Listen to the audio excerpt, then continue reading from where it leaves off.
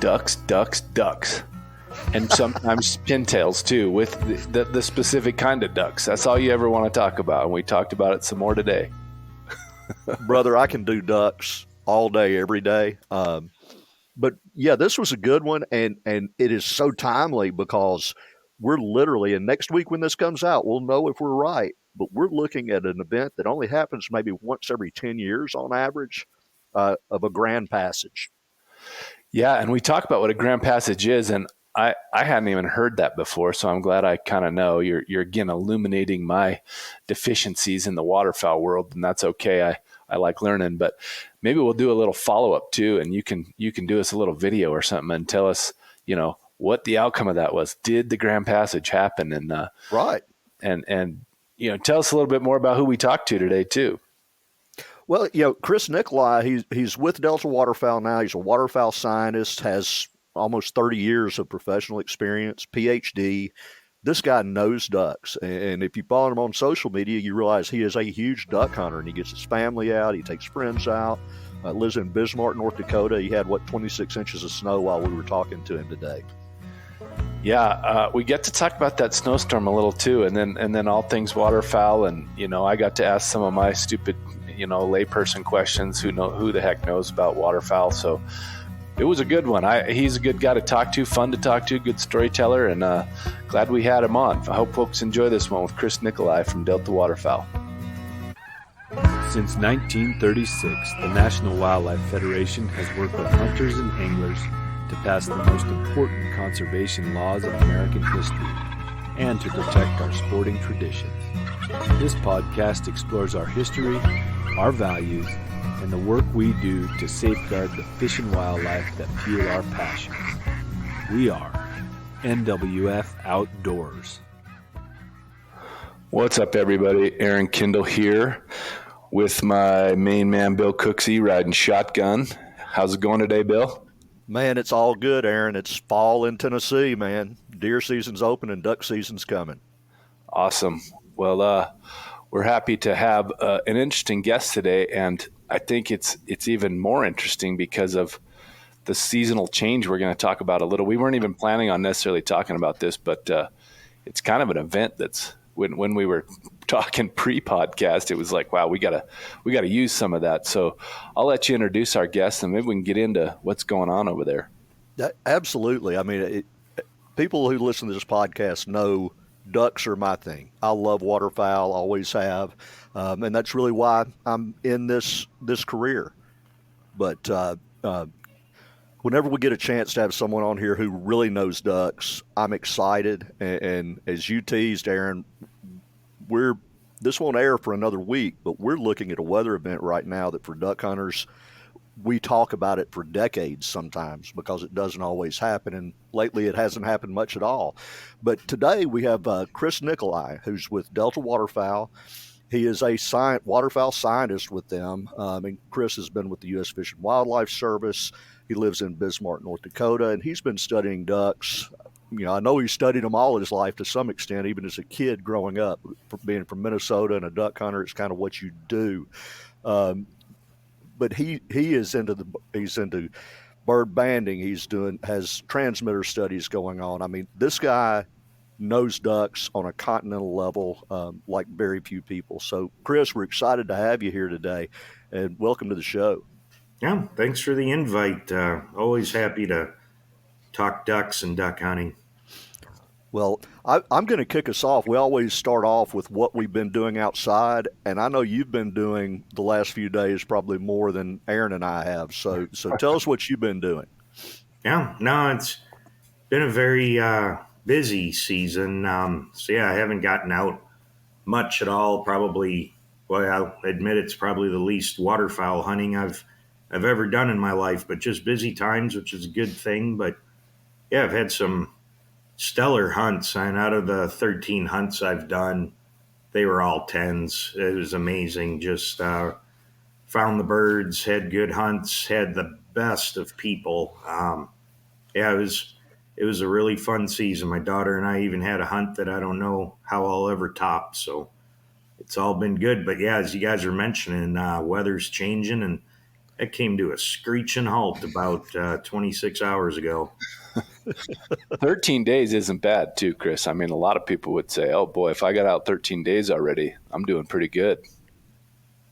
Yeah, I get that, but you put in so much investment into keeping your truck in good shape and keeping your trailer in shape and feeding those dogs, and I breed my dogs and stuff. It just, I'd like to use all that stuff a little bit more than that. So it is what it is. We're not going to starve this winter at all.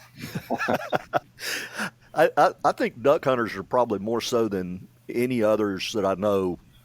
We count our days and we hunt as much as possible. I mean, I know guys who down here, if they don't hunt 60 days, they feel like it was a fail, and that's all the days we're allowed. But Aaron, what about you? What have you been doing outside? Oh man, since last time we talked, we were I guess I was in New Mexico, right? And then I got back home and got on some hunting immediately and harvested a nice bull elk about a week ago with my kid. And so that was obviously fantastic, and been spending a little time because I harvested a bull elk and it was only the second day of the season. I've had a little bit of time around home, which, as Chris was saying, maybe we don't want to be home too much during hunting season. But in my case, my kids have had a mountain biking season, or we've had hunting every single weekend since about August 15th. So this last weekend was the first actual 2-day weekend I've spent at home, and was that, I don't know, 2.5, 3 months. So I actually thought it was kind of nice. I took a nap one day. But we had an awesome hunt, harvested a really nice bull, and we've been working on a Euro mount and, doing some processing. So we're headed back out tomorrow morning. So looking for a cow for my kid and a buck mule deer. So good time of year for me.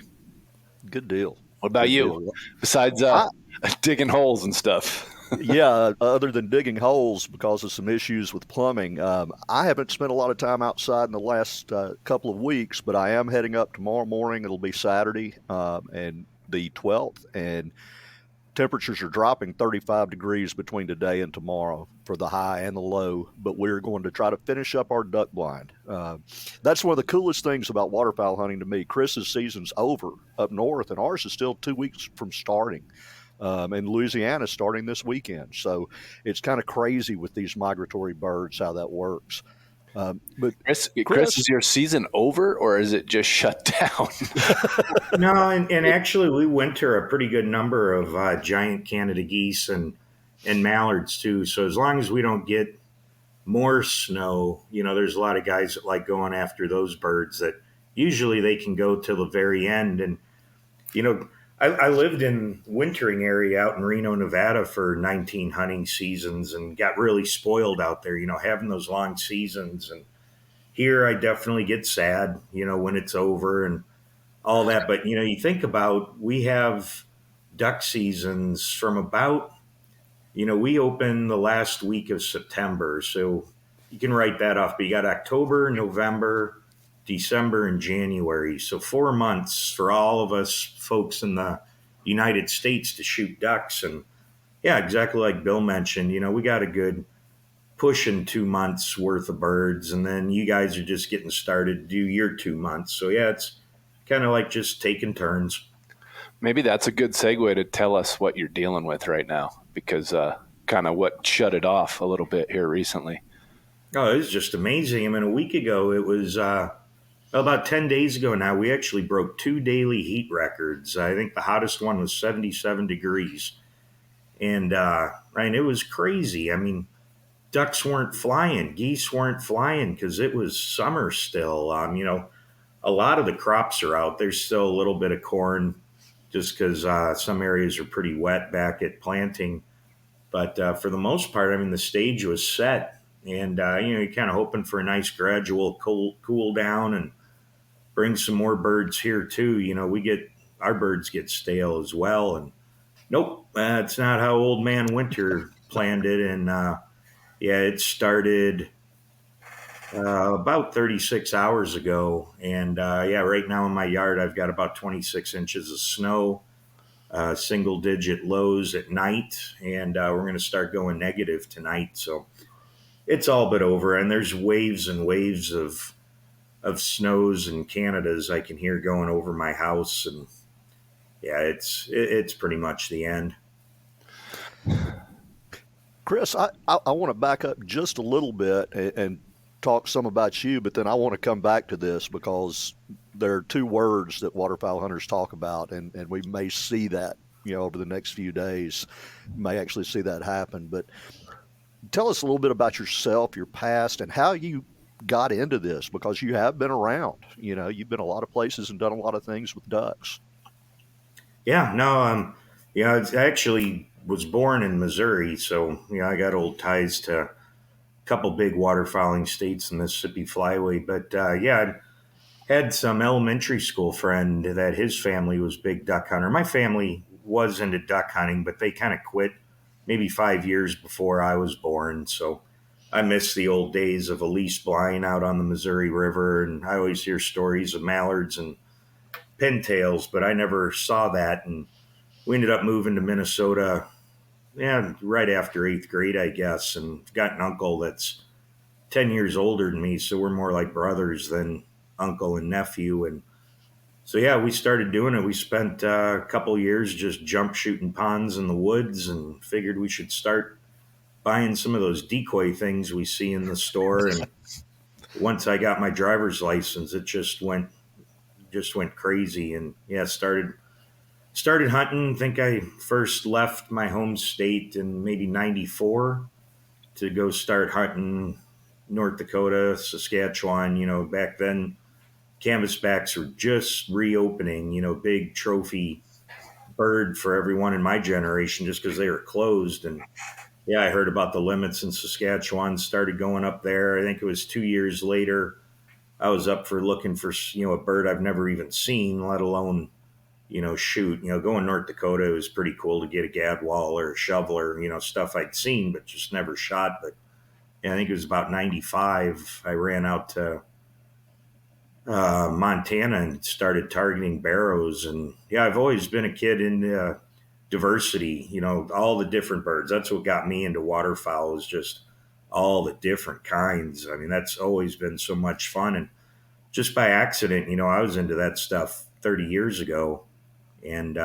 still having fun with that. But I ended up going to school, wanted to be an aviation major. And 3 weeks into it, I ran into some full tilt biologists. Granted, they were wolf and deer biologists, and met them, ended up seeing a classroom full of ducklings, and I had no clue you could do this stuff as a career, and switched my degree after that. And ended up going to school for biology, met the Minnesota DNR Waterfowl Research Group, and worked for them 4 years. They were really cool, liked me a lot, and enjoyed working together. And they lined me up for a gig up in Western Alaska, and that ended up turning into about 15 field seasons, a master's working on Brant and Fairbanks, a PhD in Reno, Nevada, working on breeding Brant as well. And I ended up getting my first full-time job at 37 and worked for the service for about 10 years. And now I've been with Delta Waterfowl for just at 3 now. And here I am today. Well, that's a pretty good history with ducks and studying ducks. In that time, how many times would you guess there has actually been a grand passage? Boy, they're not too often, and that's a mid-continent event for the most part, just because there's so many waterfowl in the mid-continent. But I'd have to guess, if we really sat down with a pen and paper, maybe 4 or 5 over the last 30, 35 years. Of course, you can always rate them on a continuous scale, but those big ones that shut down the airport radars and make national news, anytime waterfowl make national news just benefits the resource. Let the rest of the world know such an awesome spectacle is happening. Bill, maybe we should even just tell people what it is in case they don't know. What's this grand passage you speak of? Yeah, no, I can help with that definition if you guys want. I mean, it's Absolutely. basically just the perfect storm where, all the birds are delayed. It's not the constant trickle that we get some years. But, just like this year, is very warm. Birds were relaxed. I mean, I still saw a few blue-winged teal a week ago. And granted, the big numbers are long gone. But, yeah, all the birds are just holding up. They're either happy with their mid-latitude foods, they're happy with less pressure north of the U.S. border, whatever. And they're just holding up. And then all of a sudden, boom, an event like this happens very fast. And all those birds, from blue-winged teal to tundra swans to giant Canada geese have to pack up their bags, and they all do it in a very short time period and start moving south. And, there's been instances in the last 20 years, at least, probably longer, that, it overwhelms airport radars. And I don't know if it shuts down air traffic, but it definitely makes a air traffic controller's job more difficult, as basically his whole world just lights up and you can't tell where planes are. I'm hoping tomorrow we actually get to see something that I haven't seen in a long time. I mean, I can remember twice in my life. One as a young kid in about 75, and then one time in the early 90s when it happened. And literally just all day, there were waves of ducks here in West Tennessee just flying south, flying over. It's really quite a spectacle to see as a duck hunter. I think that anyone in the public has got to be just in awe when you see waves of noisy, cackling, quacking, squealing, whatever they are, coming over. And I'd have to imagine even someone in an urban setting with tall buildings sees that and just like, wow, let alone if you see them all settle into an area.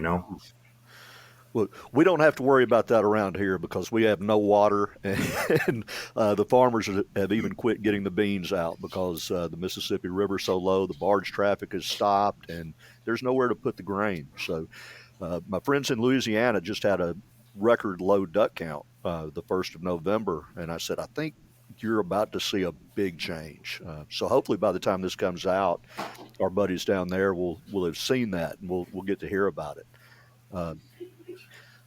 Chris, Grand Passage aside, can you give us just a brief summary of the status of ducks and geese right now? Because it's been up and down with the pandemic and not getting counts. And, where do you feel like we are?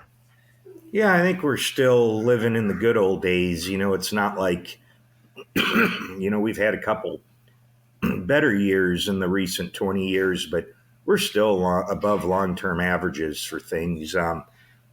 It's definitely varying geographically, and we can start with geese, for example. And a good friend of mine, Ray Alasauskas, he's always on podcasts and stuff, pretty much the Canadian guru of all the Arctic breeding geese. And, he's got a lot of concerns that, white fronts, snows, Ross aren't really reproducing all that good, with climate change and just more variability in storms. They've really had some really bad late snowstorms and stuff. And, it's usually right when about birds are hatching. And so you got all these little 5-inch tall goslings that just get 17 inches of snow dumped on them. And, the breeding prospect looked awesome, but all of a sudden that broodering part got destroyed. And we've had, some pretty bad reproductive years over the last 8 or 9. 17 was gangbusters, and this year's looking pretty good for white geese. Now, white fronts sound like they're hurting pretty bad this year. And, you move over to the Pacific Flyway, and the Pacific Flyway's probably got more geese now than ever in the history of Earth. It's impressive. You get the YK Delta has been doing pretty good, cranking out white fronts. And then there's an island up above Russia called Wrangel Island has always been kind of in trouble. And then all of a sudden, over the last 12 years or so, this population's growing faster than any goose population's ever been recorded before. And you're pushing over 20% annual growth rate. And they keep cranking out goslings. I think this is the 3rd or 4th year in a row where, hundreds of thousands of geese are producing four 4.5 goslings each family. And, you're out west, it's going to be crazy. There's snow geese popping up in places that have never had them before. And then ducks vary quite a bit. It's right now most of the continent's in pretty dry conditions. These snowstorms are happening everywhere. California, the Sierras are actually getting snow. The Dakotas are getting snow. We're in pretty good shape after our April storms, but rain stopped in about June, and we're about as dry as we were in March. And, western Saskatchewan and Alberta has been in a drought as well, and they're getting a lot of snow now. Now, eastern Saskatchewan and western Manitoba is in excellent shape this year. I did a lot of work up there this summer, and we're dealing with very high water conditions that made it difficult for nest searching. And then western Saskatchewan and Alberta have been pretty dry lately, and they're getting a lot of snow. But eastern Saskatchewan and western Manitoba are good for water this year. A little bit too much water in a lot of cases, and we're dealing with that with our nesting projects and banding and things like that. But the 2 years of COVID without surveys, there's a lot of question marks there. Conditions weren't all that great. And luckily, all the guys that are in charge of doing surveys had a great year. Everyone got out, got to get surveys. We got the new numbers out there. And, it's been a little while now since those came out, but I think only 2 populations actually benefited. I think redheads and blue wings, and everything else was down. But still, for the most part, above long-term averages. The one scary part out there is it was the lowest survey number ever recorded for pintails. So there's a lot of concern for that. It's still above a closure threshold, but again, the lowest pintail number ever counted. But, for the most part, it should be good. Everyone's saying they're seeing lots of young birds in the flights. I've been hearing great things, teal season when we were banding. Everything else, there were broods all over the place where we were working in the eastern prairies. But the western prairies are hurting for sure. So not a terrible year, and I think a good rebound. I know Bill wants to talk to you about pintails. Sorry, Bill. I had one question I wanted to jump in on. And that is, Chris, you hear about all these different, waterfowl issues and stuff. And like when you explain it, I'm thinking on this, huge level and landscape scale, thousands of miles. But talk a little bit about, the local influence on that stuff. Is it, do they just move? Does it have to be bad over, a certain area to say, oh, something's wrong? Or, is it like, for me, I'm trying to conceptualize that part, right? Like, do they just keep going further, or is there no further, or, what exactly is happening that affects it, to the degree that you can say? Yeah, and that you're actually bringing up what I consider one of the biggest missing parts of the duck biology world. It's very hard to study, so you're kind of bringing up what we call nest site fidelity. So the probability that a bird comes back to where it breeds, year after year. So like with geese, we know with a lot of geese, if they can't breed where they want to breed, they're just going to take the year off. They get to save resources. They're exposed to less predation while they're sitting on the nest, and they're like, hey, we live long enough that we can put this off another year and give it a try. Hopefully next year things are better. But ducks are a little different. Ducks live a little faster. They die at higher rates from natural mortality. That lifespan's not as long. So you get like little ducks, like blue-winged teal. We definitely have a lot of anecdotal information. Hey, it got wet down here, and there's old records of Texas, Oklahoma, Kansas being very wet and holding a lot of blue-winged teal for breeding episodes. And, you get more into the bigger ducks, the pintails, the mallards, the canvasbacks, redheads, and they live more like a goose. They're a little bit slower of a lifespan or slower life trajectory, and they live longer. How long is that life, Chris? I mean, I guess I never even thought about how long a duck lives. Well, yeah, keep in mind, a lot of us biologists, I'm always multiplying, numbers by numbers by numbers by numbers. You're always getting discounted. And and you take a duck like a mallard, for example, about 30% of them die every year. So 70% of them live. And that's, from being flight capable. So, imagine a duck or an adult male mallard, 70% chance of living 2 years. You take that 0.7, raise it to the 2 power, and you're at 0.49. That's right at 50-50, right? So the average adult male mallard lives right about 2 years. If you keep backing that up to a duckling that only 60% of them live, and then back it up further that 5% of nests hatch in some areas and all that, you start thinking about the average lifespan of like an egg might be a week. So as you let those birds survive more dangerous things, its lifespan gets longer. All those negative things happen a lot when they're young. So are you saying 2 years of adulthood or 2 years from hatching to death on average? Yeah, I'd say, you start from an egg. I'd say the average egg lasts a week. A hatched duckling, maybe 4 weeks. A fledged duckling, that's now able to hold a band, probably about a year, 13 months. And then if it's an adult old enough, 2 years for a mallard. Blue-winged teal, way lower than that. Geese, way higher than that. Did you guys see that story this week? Someone took a photograph of a 38-year-old band on a sandhill crane in California. I didn't see that. Yeah, that's pretty cool. It's all that stuff with marked birds where you can actually keep track of that stuff. It's pretty cool to get those records. Howdy, listeners. For more great content, check out NWF Outdoors social media on Facebook, Instagram, and Twitter. Connect with us. We want to hear from you. Send us your ideas for podcast guests and questions in the comments. And for even more excellent content, here's a message from our partner podcast. Hey everyone, this is Ashley Chance from Artemis Sportswomen. We know you love awesome stories about hunting, fishing, and conservation, so head on over to the Artemis podcast. You'll meet adventurous, accomplished women who are redefining conservation through their lives in the field and on the water. Filled with humor, audacity, empathy, and intelligence, Artemis brings you new voices and introduces you to women from all walks of the sporting community. Find Artemis wherever you get your podcasts.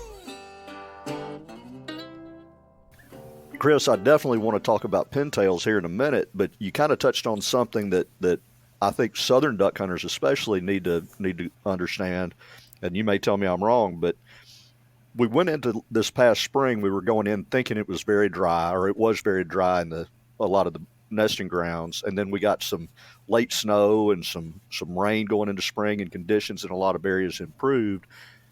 It sounds like you're saying a lot of areas ended up with really good production, and I know in the South, our best duck seasons tend to align with years when we've had good production and there are a lot of young ducks. Are we kind of looking at a scenario like that maybe? Yeah. I mean, that's definitely what happened. It was a big storm. It was bigger than this. A couple big dumpings in April. It was the second weekend of turkey season. I don't go opening weekend, and usually it's pretty good. It's sunny, it's warm and everything. And I was going to go that second weekend. I couldn't even get out of my yard. And then the third weekend, it rained like as much. And that's when all the eastern prairies, both the Dakotas, Manitoba, eastern Saskatchewan, got a massive, pulse of water that just took it over the top. And there's a lot of flooding in Manitoba, and it came out of nowhere. And like we were saying, it's been, once about June came, the whole eastern prairies started not getting rain. Crops, some areas got just the right time, but otherwise, wetland conditions, especially since August, have just disappeared. And now we're back about where we were 9 months ago. But, storms like this are looking great. This storm that we're dealing with right now didn't really touch South Dakota at all. It's kind of missing the northern part of North Dakota, but Saskatchewan's gotten all the way, Alberta all the way to Manitoba has had maybe 3 big storms in the last 3 weeks. My kid and I actually got caught in the first one and had to stay in a hotel a couple days in Saskatchewan, but things are lining up. it's good to have snow on the ground. Hopefully it builds and lasts, and we get good runoff. But yeah, we saw a lot of ducklings this fall, especially during banding. Really good age ratios in the banded sample. That's awesome. Ducks call flooding living, don't they? I mean, that sounds like a good deal for ducks when it floods in the spring. Yeah, yes and no. It was interesting because a lot of those birds, there was a good number of birds that were already past us by the time the storms hit. There's probably a lot of pintails and mallards, the early nesters. Oh, definitely a lot of the Arctic geese are already past us when it hit. And so that kind of a bummer, if they were wanting to settle into the Dakotas, they kind of said, nah, it's no good. And, they either decided to not breed at all that year, or they overflew and went somewhere else that if they do breed, they're usually less productive. They're always best in areas that they have a history with, knowing where the food resources are and stuff like that. But what was interesting, those storms came and brought cold with it in a long time. And like a lot of our nesting data for overwater nesting ducks in western Manitoba showed like a good 3 to 4 week delay, which isn't good. When you're a duck or when you're any of these wildlife, you want your reproductive pulses to match the food pulses. And, all of a sudden the refrigerator was turned down for, 4 weeks. And by the time birds got breeding, they were behind. But it allowed for a lot of re-nesting, things like that. So I think it all worked out pretty good, but we definitely moved or missed that front edge of the optimal part of the breeding cycle. So sometimes too much of a good thing is, not ideal either. It just beats drought. Yep. Yeah, and drought's needed in these wetlands, so we can't complain too much. If it was always wet, we wouldn't be producing as much as we want. So we just got to go through these ups and downs. The way in a perfect world, imagine if you could just put the whole duck breeding habitat in a big circle, and it'd be cool if you could just do like a 8th slice or 6th slice and let that slice go dry this year and the other 5 stay good, and then the next slice takes its turn. You do a rotation, that would be good. But then you think about how ducks breed different. We don't get diving ducks in South Dakota really, and it's tougher when all the slices of the pie get taken out of the picture in one year. That's when we really feel it, right? Absolutely, and we need dry years, but we certainly don't want to go back to late '80s, early '90s.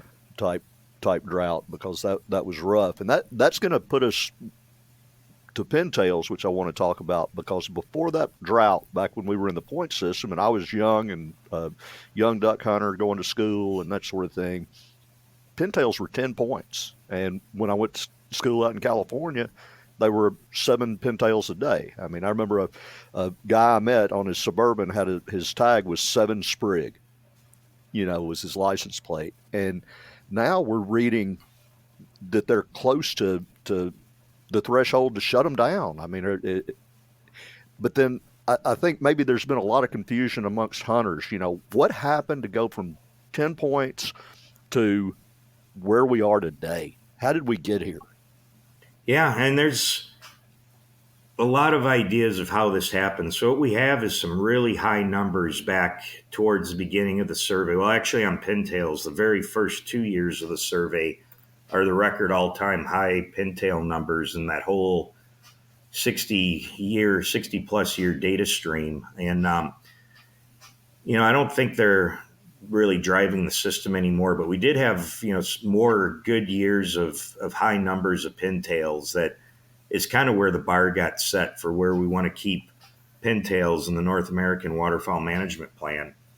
And so that's kind of the Bible that we manage populations at, these thresholds that were set decades ago by biologists that, most of them are still around, but almost all of them are retired for sure. And, it's just tough. The world doesn't stay constant no matter how much we want it to. And things have changed. Pintails we've had a few projects out there that are showing they're just not as productive. as they used to be, especially in the Canadian prairies. Alaska is, one of the few areas we actually survey in the Arctic. You got to kind of be in the Yukon, Northwest Territories, Alaska to actually count a duck in the Arctic. You get east of that, and we don't have duck surveys at all, even though it's very likely to be very good pintail breeding habitat. But the Canadian prairies is really where they've taken it in the shorts. And why is that? Well, there's a couple things. There's a lot of climate changes gone on. You get into eastern Alberta, western Saskatchewan. It's not necessarily warming all the time, just more variability. We're getting, you get into western Saskatchewan, eastern Alberta, boy, they're kind of an 8-year drought right now. And, that's not normal. And even the farmers are scratching their heads wondering, why their crops getting just pounded every year. And, there's a lot of different regulations for wetlands and grasslands in the U.S. versus Canada as well. There's actually a really good analysis by a postdoc out of Colorado State about 3 years ago, that it's pretty neat looking at the productivity of pintails. And she had it color coded by the different strata that we count ducks at. And even without jurisdictional lines, you could see exactly where the U.S. was and where Canada was. And, it's probably driven a lot by policy decisions that have not happened up in Canada. And then secondly, pintails are a very unique duck. They love being able to see when they're nesting. They thrive with low vegetation. I spent a lot of years working in the Arctic, and they were nesting in the ice still. As soon as the geese are dropping eggs, so were pintails. And they love that low-lying tundra that's very sparse. And in the prairies, they do too. They're not really a big fan of the planted CRP. That stuff's too tall for them. That's mallard type breeding habitat. So they like those western plains with the short grass prairie. And all of a sudden you got, a change in farming practices is one of the ideas many of us working in the western prairies have thought about is, we went from till farming to no-till and leaving a lot of especially wheat stubble on the landscape. And guess what wheat stubble is? Kind of the preferred nesting habitat for pintails. And, it's great. It attracts them into it, but it makes them more susceptible to predation. They're more easy to detect out there.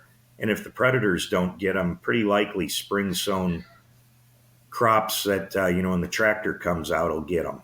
So it's just a double whammy for pintails. And, be honest, is that really going to change? It would be great if we could get some neat policy tricks to play and, do some large-scale landscape changes to benefit pintails, but that's not really that likely. So maybe, there has been a lot of discussions that maybe we should lower that bar from the NAWAMP goals a bit to just reset what is expected for pintails to do, because they've been pretty stable for the most part for the last 20 years now.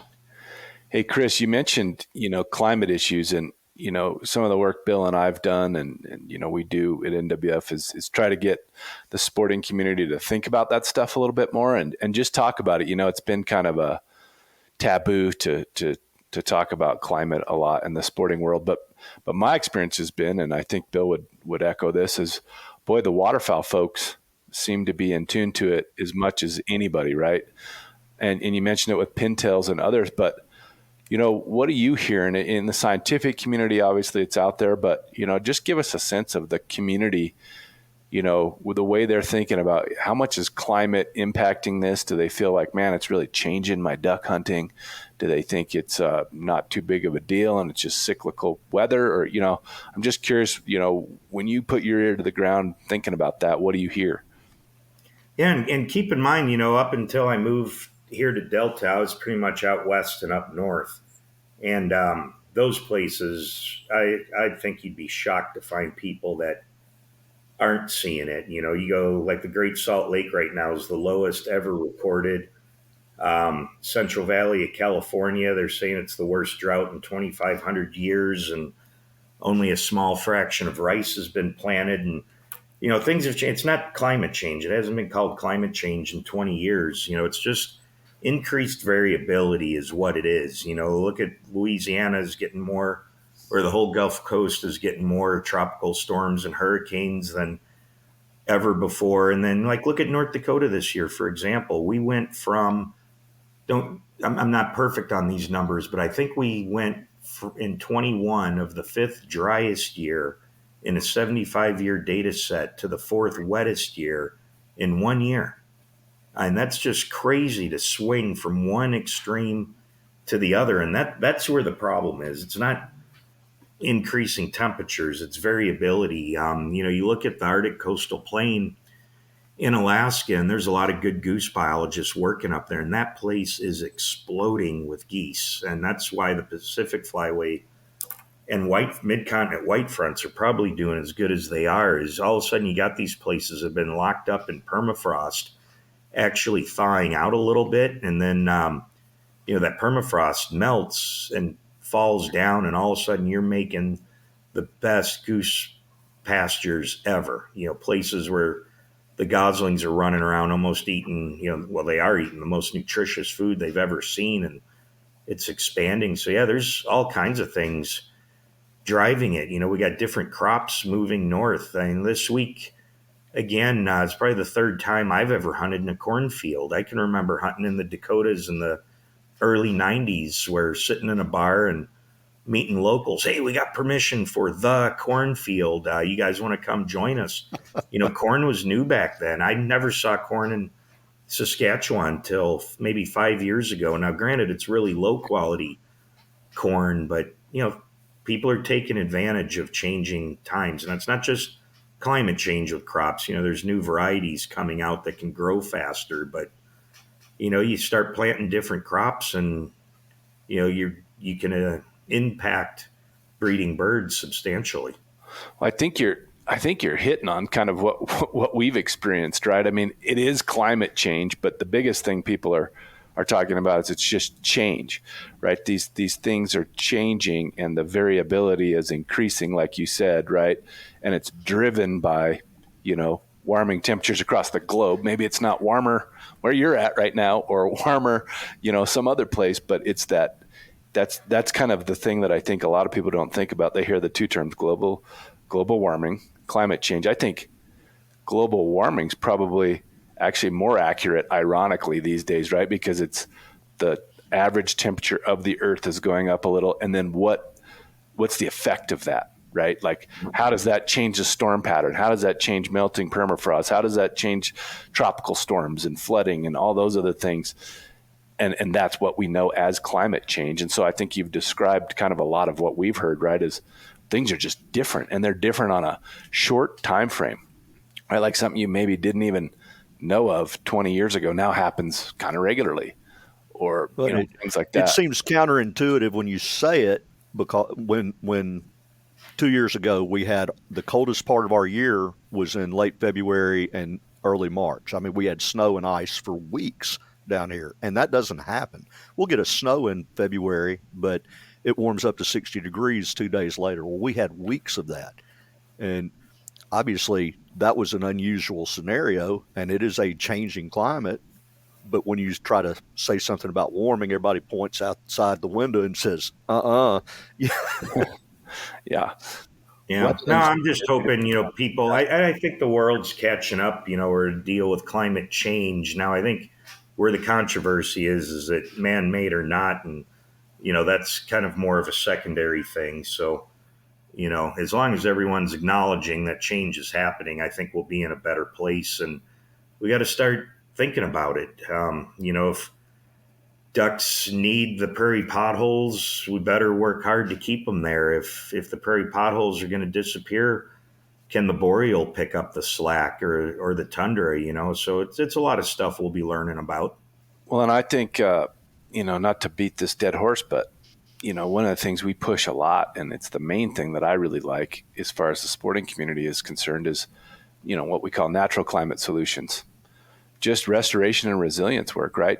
Like what NACA's done, 29 million acres of wetlands, right? Like the more wetlands we have, the more the ducks and the geese and other things are going to have a place to go when one chunk over here is having a bad year, drought, flooding, whatever, fire, then you get a different spot because there's more habitat. And, you've been in the West, Chris, almost disproportionately all the wildlife relies on riparian areas and wetted places, right? And if you can take 1 mile of stream that was totally degraded and channelized and beat up and get the meanders back in there and the wetland plants and things like that, you've made a huge impact.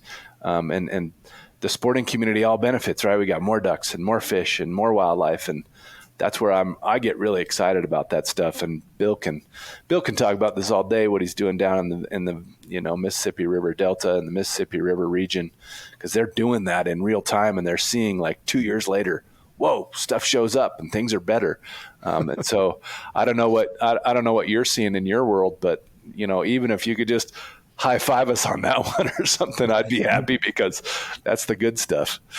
No, I mean, it all comes down to habitat, and a lot of those habitat decisions are made at the policy level. I think that's some of the most important work being done in the environmental field, including wildlife, is just trying to prioritize land use practices. It's questions of farming on less quality land. Would it be better off being set aside for wildlife purposes? There's a lot of those decisions that need to get made of, multi-use, keep production going and benefit as many different components as we can. That's the game to play.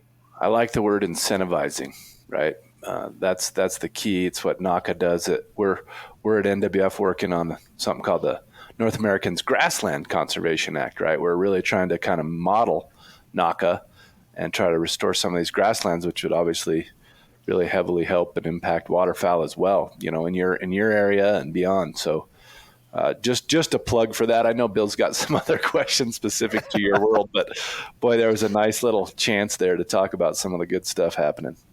No, I think that's good. And I'll just follow up with like 2 sentences here. The grassland initiative stuff, it's coming. I think a lot of that stuff's coming from that Status of the Birds report, that's showing that we've lost lots of birds, but then showing on the other hand, oh, look at the water birds, due to all the duck hunters and all, NAWAMP and all those components. Look at how it benefited. So it's pretty cool that people are using that example to maybe drive some of these other conservation efforts in different habitat types. And as a duck hunter, it's kind of fun being on that side of it to say, see what we've done. So obviously it's hard. That's a topic that's hard to talk with other duck hunters. I'm almost ready to start calling you guys tree huggers just as often as I get called into tree huggers. But no, it's seeing the bigger picture, and it's not that there's a lot of moving parts, and having the broad mindset to pull all these partners together is just going to benefit all of us better. Absolutely. Well, I want to go back to pintails real quick, and then we're going to come back to some more climate because we're going to talk about migration. But it seems like today, and this is anecdotal as a duck hunter, there are places where there are a ton of pintails. Last year at my place in Tennessee, our number one duck was a pintail, which that's never happened. It's always been mallards, but we've always had a lot of pintails around. And then on the West Coast, of course, you can sit there for a 1 pintail limit, and yet they're everywhere, just constantly circling you. What do you think is happening there, Chris? And is there a way to maybe in the future deal with pintails more on a flyway level? Yeah, pintails are one of the weirdest ducks in North America. Now, I don't think there's any potential actually to shift them into flyway specific regulations. These birds move. I mean, there's some good stories in the last month, from one of my friends down in Louisiana, Paul Link, with his pintail radios, where he had 2 hens come back from Eastern Russia. I mean, we've had that happen with radios before in the 2000s, but it's a good reiteration. Ducks are pretty cool. There's a lot of ducks in North America that also exist in Eurasia. And typically when you look at them, common golden eyes, greater Scotch shovelers, gadwalls, bunch of different stuff. The genetics are different. You look at pintails, which are all around the Arctic, there is no genetic differentiation. It really proves that they move around, and we can't manage them at that fine of a scale. So I think there's lots of data to show that we got to manage them continentally. In the duck community, I don't think, or the research community, I don't think that floats to the top as an issue as much. But it is very confusing. You got to keep in mind we're in a very changing time right now with everything. Your smartphones are getting better, your cars are getting smarter. Same thing in the waterfowl research world. We're getting these crazy telemetry devices now that we're able to follow. And, Paul down there, some other guys in Texas and out in California are really doing great with getting pintails marked. But then also the guys sitting on the computer are using models that we've never used before. And there's very few of us that know how to, and I won't say us, there's very few people that know how to use them. And it's a challenging time. We're learning very fast, and the results sometimes make people scratch their heads a little bit. But, we're doing some neat analyses now where we're trying to actually show what percent of the mortality that occurs throughout the annual cycle is due to the gun or due to nature.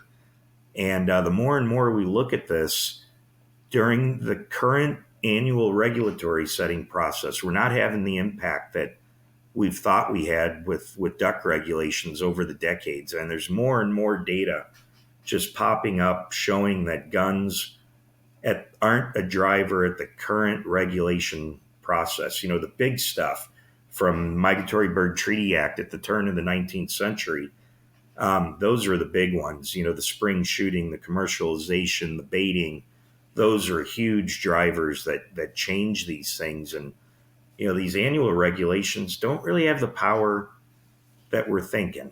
And so there's a lot of head scratching going on that of how to include these different variables. Another shout out for habitat, though, right? Like habitat, take care of the habitat, and everything else takes care of itself. Well, that's what's been fun, as a biologist. I evolved too over the course of time. When I first came into it, I was totally set that regulations were the driver for this stuff. And it's very intuitive. It's what we were sold for decades. And now that we've developed these tools where we're estimating data points that we're not just cool things, we can estimate things that we're not even collecting anymore, just the way of analytical tools. And the more we look into it, it's not working. Like another great paper from Colorado State came out, Fish and Wildlife Service folks were co-authors on it as well, and they're showing that a model for pintails that says the number of ducks this year is equal to the number of ducks last year works better than the predictive models we've been using since pintail AHM started a decade or two or longer ago. It's like, whoa, a model that simple outperforms what we've been spending lots of money on. It really makes you scratch your head. People have been wrong, but not purposely. And it just makes us scratch our head of how well do we understand these systems, Chris, I want to ask you something because, you talked about yourself evolving, and today, obviously, there's more information out there that a hunter can find on the computer than there's ever been. Yet there's also still all the same old stuff that we misunderstand and conspiracies and everything else. If you had to name one or two things that from your standpoint, you look at the average duck hunter in the duck hunting community, we're just wrong about or don't quite get that maybe we can easily explain, what would your first one be? Oh, first one to me stands loud and clear is just because I think it's the best set of data we have out there is reporting bands. It just breaks my heart when people don't report bands. It's such a cheap way to collect phenomenal data. It costs us money to get the bands out, but to get the information back, gosh, people are doing it on their phones. It's effortless. And the conspiracy theories, they're going to know where I'm at. They're going to know how many ducks we shoot. We don't look at that stuff. We're basically looking at the data we collected. We know when and where we did it. Was it a male, female, what species? We might have weighed it and stuff. And that's what we have on our end. And we just want to know the band number and basically, well, when it got shot, and then a pretty rough idea of where it was shot. We don't need to know that it was on Blind 4 on, Hidden Bay on Secret Lake. We're not looking at that fine a scale of stuff. And yeah, that one's the one that just gets me the most, is the level of conspiracy theories with reporting a band. Honestly, it's guys like me that are looking at those reports that we get, and we're not looking at stuff like that. And, it's so cool. Banding data, there's a lot of ideas out there. We're doing it with Arctic geese, where we're not relying on aerial surveys anymore. We're actually using this thing that the guy Ray Alasauskas I talked about before, and some of his partners like Jim Lee Floor and some other folks are actually estimating population size with bands. And then what's also cool is, when you fly an airplane, we can't count boys versus girls. The girls are on the nests, and we're kind of expecting they're there. But with these Lincoln estimators from the banding data, we're actually able to let alone estimate how many pintails there are, but we actually build that because we can say there's this many young girls, this many young boys, this many adult boys, this many adult girls, sum them together. So we can actually break it up way better. And, there's a lot of smart folks out there that are showing like sex ratios among almost all the ducks are changing faster than they've ever changed before. I mean, and it's not just pintails. It's a whole lot of other ducks. It's like, why is that happening? That's a big deal when sex ratios are changing, or, a lot of neat stuff like that. So I'll stop there. Yeah, pintail or reporting bands is the biggest thing I'd love hunters to catch up on and understand what we're doing. I've heard it my whole life. Don't want them to know where I'm hunting. Don't want them to know how many ducks I kill. And no one cares. They just want to know where it was. Let's quickly, we're going to have to wrap up soon, but let's talk about the future, kind of where you see things going and where hunters and sportsmen fit in. Yeah, I think there's two things. The first is getting back to the policy stuff we've all talked about. The periods of large land acquisition projects might be over. I mean, there's a couple big ones you guys are probably aware of that we don't have to go into that have some potential. But for the most part, buying land by government agencies is a very expensive endeavor at the current time. So there's a big push to do better with what we have, and private duck club owners are the guys that have really driven this in the waterfowl community. Folks have really learned how to build it, and the ducks will come. It's where a lot of conspiracy theories for Missouri and all these other places. Yeah. But yet, we've got some studies showing that the best, the most kilocalories per acre is actually being produced on private duck clubs rather than state and federal places. There are many exceptions, but on average, because paying good wetland managers to do this, and it's really showcasing things. But also on the breeding grounds, we've bought a lot of WPAs and have wetland easements from duck stamp dollars and, Happet office up here in North Dakota, and doing great things. But just buying habitat isn't the only thing. That's the big one. But then with it comes a bunch of toolboxes, or a toolbox with a lot of different tools in it, burning, grazing, Delta's predator management programs, hen houses, all these things that can make that limited resource land, make it better. When we can, I've got studies from this summer that we're taking nest success on non-predator removed areas from 5% to 40, 50%. If, we drop $40,000 to hire a trapper to trap a township, that's a pretty neat toolbox. It's no different than grazing allotments and burning and seeding schedules as well. But I think that's a big one for the future. That's the biggest one I see.